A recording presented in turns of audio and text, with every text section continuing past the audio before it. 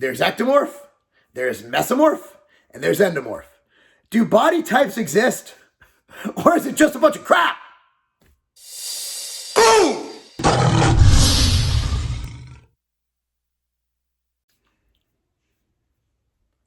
Boom! What's up, everyone? Marc Lobliner, CEO! MTS Nutrition. This shirt available at tigerfitness.com right now. Tiger Dry and Chief Marketing Officer, tigerfitness.com. IFBB Pro. Body types. Do they exist? And if they do, who the fuck cares? Body types. So ectomorph, mesomorph, endomorph. Let's go into the typical knowledge of what these body types are. Ectomorph. That would be probably myself, because I have trouble gaining, right? And my son Thomas. Okay, Thomas tops out at 95 pounds and literally eats a gallon of ice cream every day. I'm not even kidding you, in addition to his meals.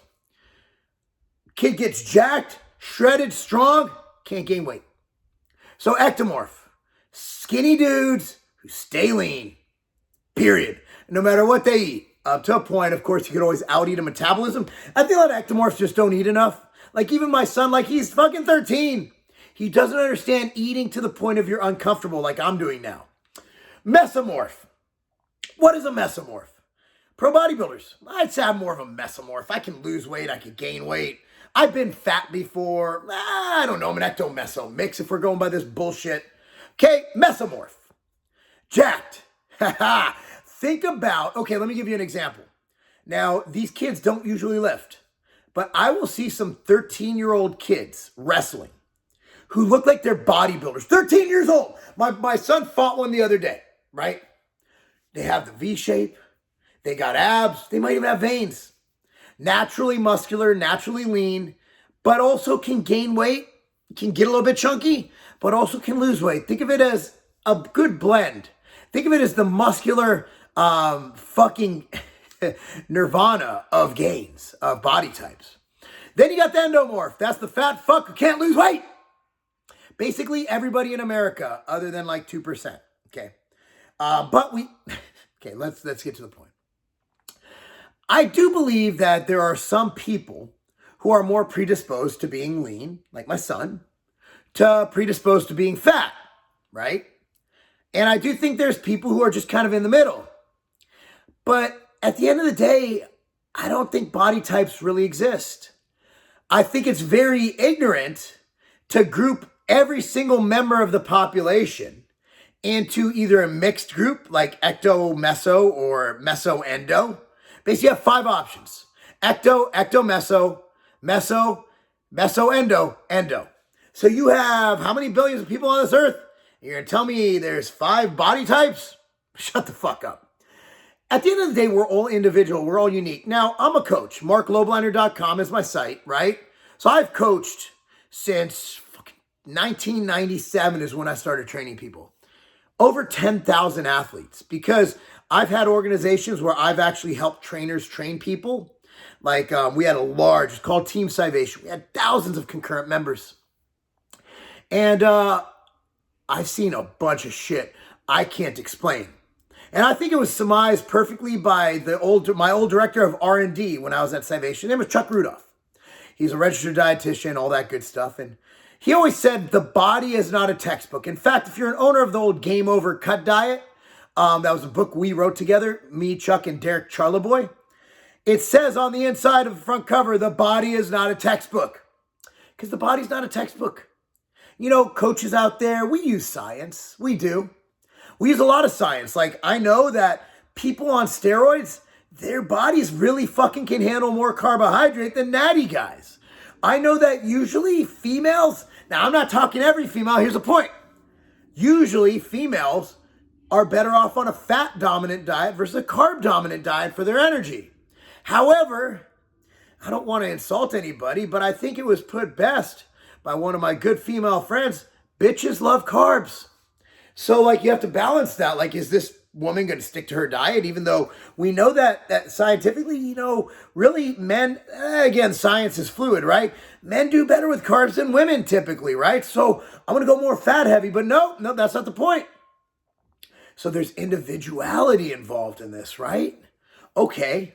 So I have some people who might hit a plateau. I have one client who got really shredded once. We've had to starve him to get shredded again. So we've had to do diet breaks and a bunch of different stuff. Diet break is basically 5 to, let's say, 14 days of eating at or above maintenance. I usually will jack up the calories up to 50% or more, add in a couple free meals a week, and that usually does the trick. That resets your hormones, your metabolism. Good data on that too. They're called diet breaks.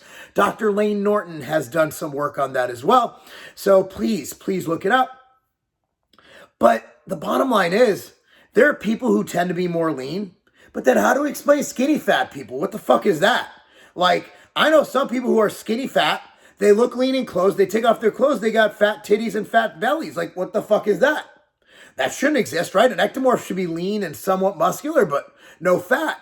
I mean, what the fuck's a skinny fat person?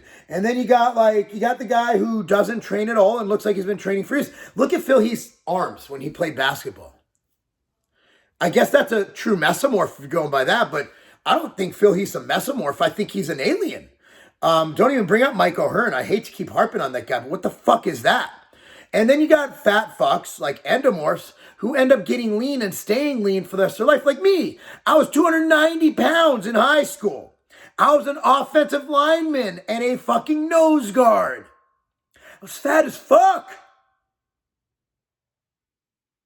Yet here I am as an ectomorph. What if it's fluid? What if through years of eating a certain way, your body gets a certain set point, which is another video, and you are able to stay lean? There's cool data. Like my daughter wrestles, right? She lost 30 pounds for wrestling season.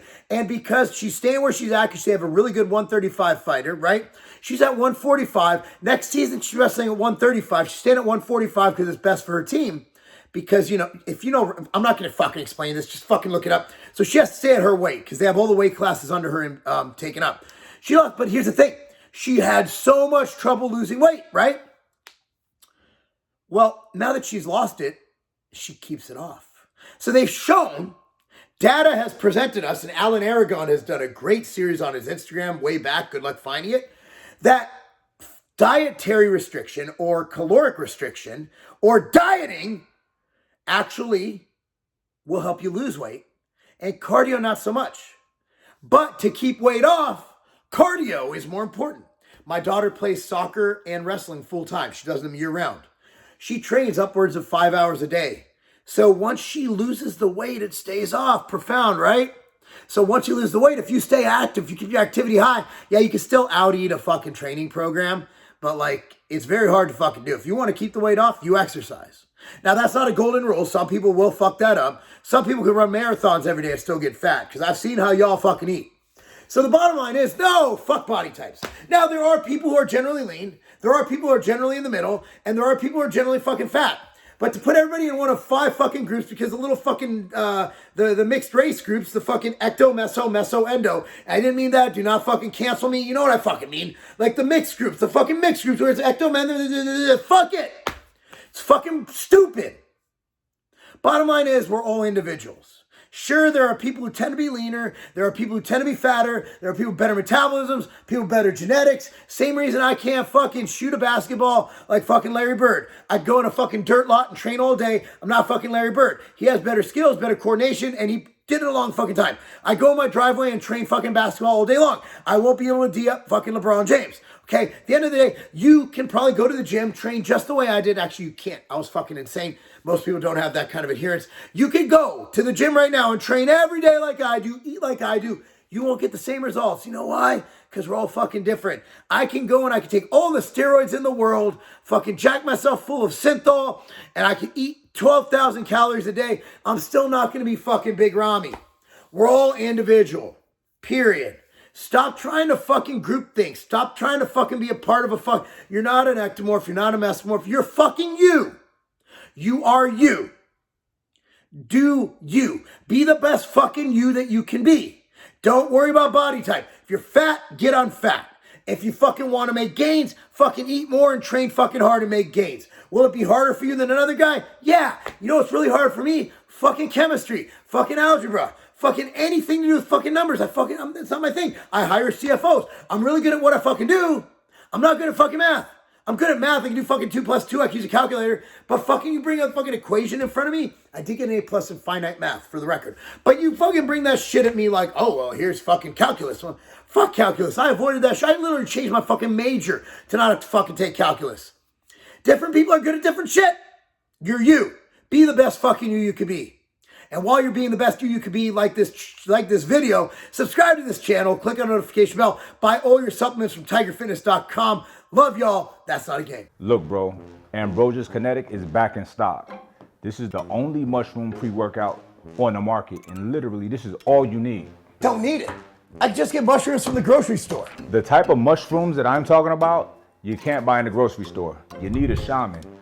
Nah, but seriously though, reishi, cordyceps, lion's mane, they do so many things. Antioxidants, not to mention the raw power that you're gonna get from the creatine.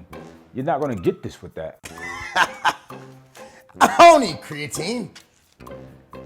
I just eat steak. So you're gonna need a few pounds of steak for the amount of creatine that we put in here. It's all right, bro. I like steak. Listen, man, the type of focus that you get from the ginseng, the neurofactor, the coffee bean, you're not getting that without Kinetic. I get all the energy I need from coffee. That's not enough caffeine. You're not gonna get the same energy. For energy, I get white powder right here. You've lost your mind, but I still love you. Let's go train. I don't care what you're saying. We're taking Kinetic. This is all we need. Let's get out of here.